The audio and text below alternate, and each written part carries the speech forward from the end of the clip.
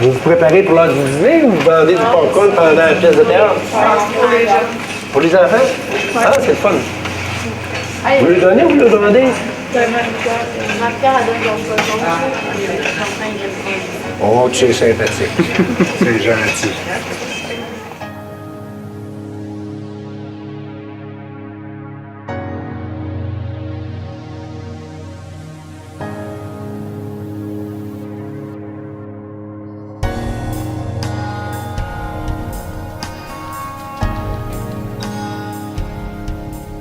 Je suis François Milot, je suis agent de service social à l'École La Frontalière de la Commission scolaire des Hauts-Cantons.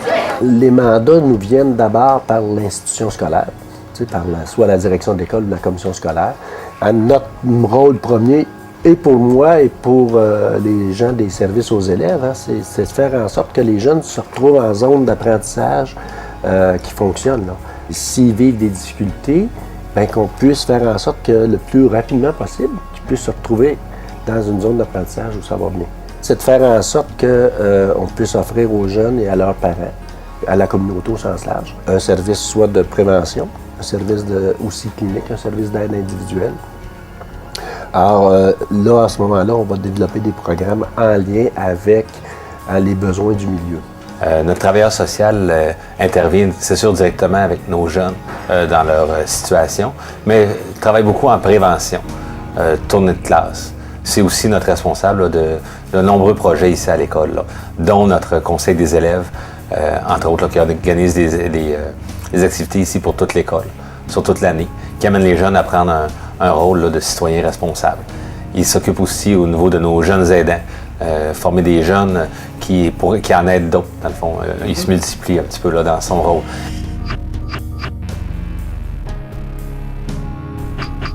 La prévention, c'est beaucoup vivre avec les jeunes. On a développé différents programmes.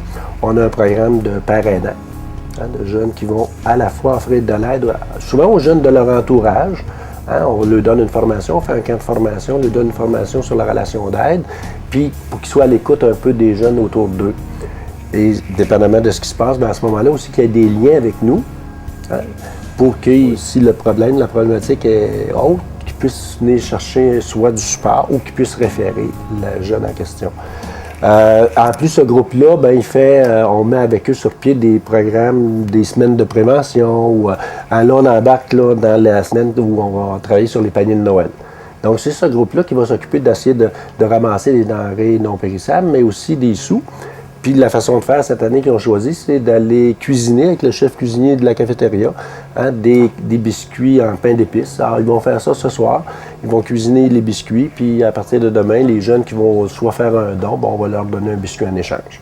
Et comme ça, on va tranquillement ramasser des sous et des denrées qu'on va remettre à un organisme ici de la ville.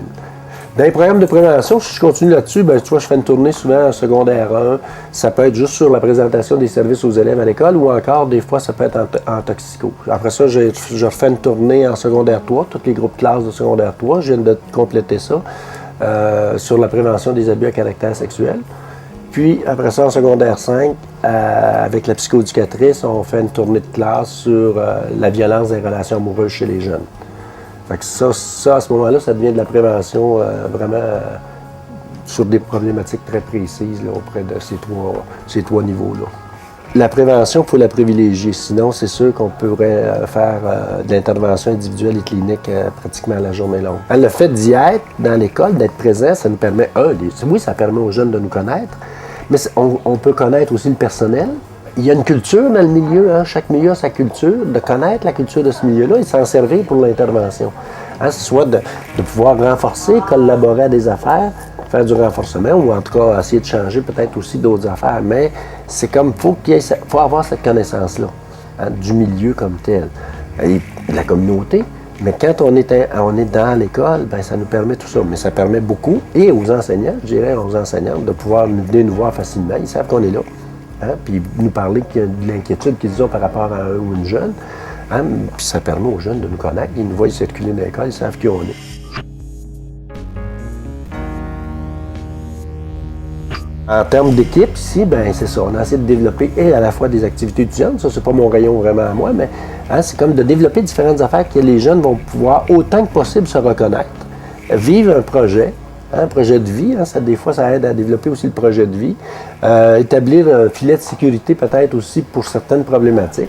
Si je ne file pas, j'ai des idées suicidaires. Si je suis impliqué dans un groupe, dans une activité étudiante, il y a des chances que, peut-être j'en parle à d'autres, ou encore que tranquillement, je découvre des affaires qui m'intéressent et que j'ai du fun dans la vie. Alors, on va utiliser autant que possible différentes approches pour en arriver à développer un milieu de vie, dans le fond, pour les jeunes. En fait, d'avoir un intervenant social qui a une vision plus large du milieu de vie, puis de continuer d'agir sur tous les facteurs de prévention, de sensibilisation, d'avoir un œil vigilant sur l'organisation, c'est quoi les facteurs de protection qui font en sorte qu'on a moins de problématiques qui émergent, exemple, dans une école. Ça, c'est riche en soi. Et la force de travailler avec François ici, c'est qu'il était déjà beaucoup dans cet esprit-là, dans son travail. Fait que ça permet d'avoir un milieu de vie qui est très, très vivant, stimulant ici à l'école. Puis pour moi, ça prévient énormément l'apparition des difficultés, que ce soit comportement, violence et compagnie, là. Je trouve que la richesse de travailler en interdisciplinaire dans une école, c'est que si on peut aller toucher à toutes des couches de sphères-là, de besoins-là, finalement. C'est pas parce que des gens n'ont pas des grandes difficultés au plan personnel, qui n'ont pas besoin d'être nourris, exemple, au niveau de préventif, donc à vivre des choses intéressantes à l'école, des fois par des projets spécifiques qui les font grandir, qui les font évoluer. Et ça, comme intervenant social, François, il a beaucoup mis, je te dirais que c'est son créneau à lui encore plus, là.